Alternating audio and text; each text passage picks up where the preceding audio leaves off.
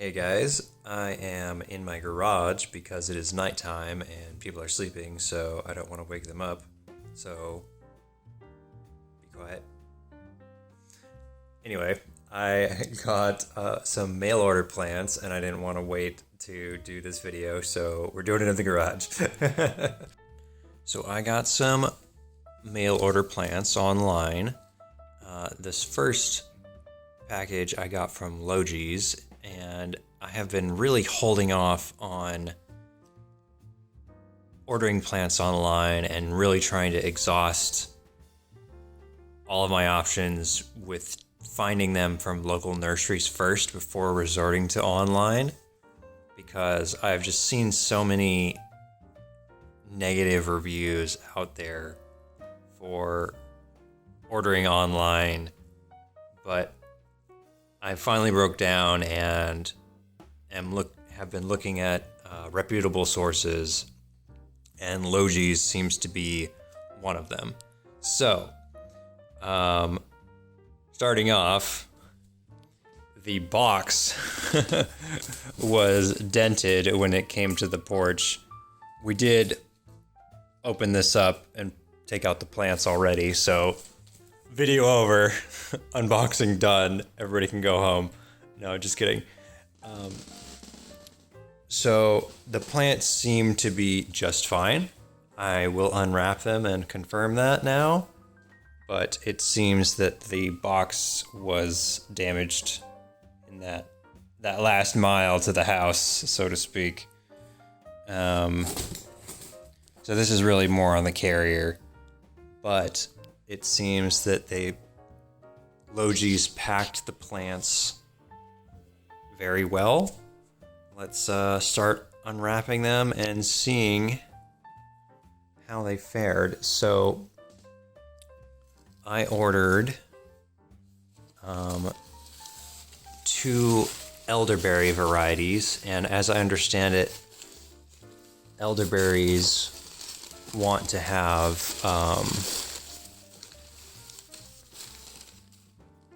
two varieties in order to produce well. Let me put the camera down while maybe I can do this. I could do this, you guys. No, I can't. I'm going to put the camera down. So these were wrapped very, very well. And I think that is so that if the mail carrier sucks and dents your box, these things will survive. So we got the first 2 unwrapped. And why don't I take a minute to read this unpacking instructions so we can all be on the same page. So this says, be sure to carefully unpack all the layers in the box. Remove the black plastic wrap and shredded paper used to retain soil and moisture during shipping. Some of our plants, e.g. orchids, are grown entirely in sphagnum moss. This should not be removed. Keep in mind that a strong, healthy root system is the most important feature of the plant. Damaged foliage sometimes occurs in shipping. A healthy root system will promote new leaf growth. So that's like if I had a bunch of damaged leaves, which it looks like I do not have any at all. So that's good on them, on their packing. They did a great job. Often leaves will yellow slightly in transit. This is especially true of geraniums. However, the new growth will become the proper shade of green when the plant has recovered from shipping. Please notify us right away if you receive a plant damaged in shipping more than the normal shipping stress as stated above. So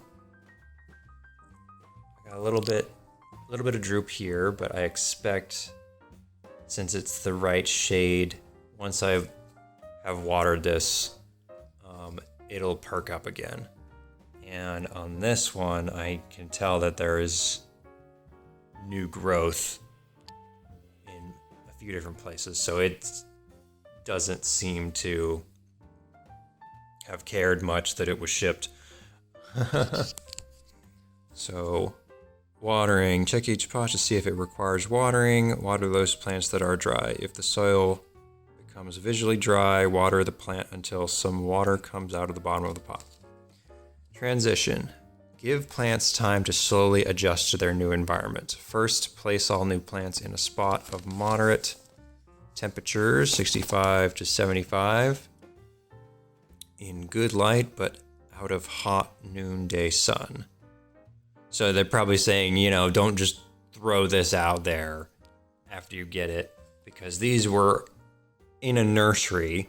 They're not going to want to be stressed getting packed up and shipped across country and then just thrown out into your yard. You want to ease them into their new location, probably like it says, moderate temperature 65 to 75. So maybe on a porch with dappled sun, and then if they're not showing any signs of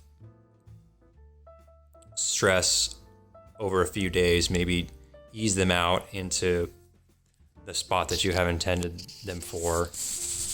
Kind of feel it out, maybe depending on the plant, you're going to have to feel it out. So check the catalog or website to determine the optimal light and temperature requirements for your plant. Yeah, there you go. Allow the plants a week to acclimate to their new home before transplanting or fertilizing. There you go. If you are receiving plants in winter, wait until spring to begin fertilizing. If planting in the garden, slowly harden off plants by gradually increasing their exposure to sunlight and outdoor conditions. There you go, like I was saying. So, repotting. Once your plants have acclimated to their location, they will require repotting. Repot into larger pot sizes gradually, yada yada yada. If you guys want to read this, you can pause. And then we got a little picture here, if you didn't want to read. So anyway, let me get back to unwrapping the plants. So I got the two types of elderberries. They sell them separately, but they also sell like a combo pack that is a little bit cheaper when you get them together. And that is the one that I got.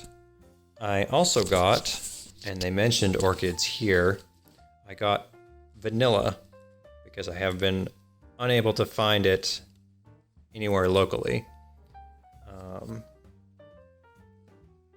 And vanilla is a type of orchid. So I am excited to have this and kind of experiment with making vanilla extract at some point in the future. And the last one I got, let me put the camera down again. So the last one I got is a kiwi. I have been wanting to have kiwis in the garden for a little while now, but as I've been learning more about them, I have learned that they are similar to the elderberries, a plant that needs a partner. They need a male and female, but this one that Logee's carries is a hybrid and does not need a male and female. I'm sure that if you had more plants, it would help with setting fruit, but this one on its own can set fruit because it's a hybrid. This is Jenny Kiwi. You can tell that it's, well, maybe, I'm not sure it'll show up on camera, but the leaves and the vines are fuzzy like the fruit that they bear, and I just love that. That's so neat. I actually had one last plant that I got from another source. I don't remember the name, but I got asparagus crowns, and they are just roots, so they're fine. They're chilling. They don't mind getting shipped in an envelope. But I'm gonna have to do something with those pretty soon. So onto the wrapping we have here. This one is still damp, I can feel. And I'll go through and take these off. So I got this wrap off, and I'm taking out, that's to keep the soil and the moisture in there so it doesn't totally fall apart in the mail. So the pot did crack a bit, slightly, like one little crack right here.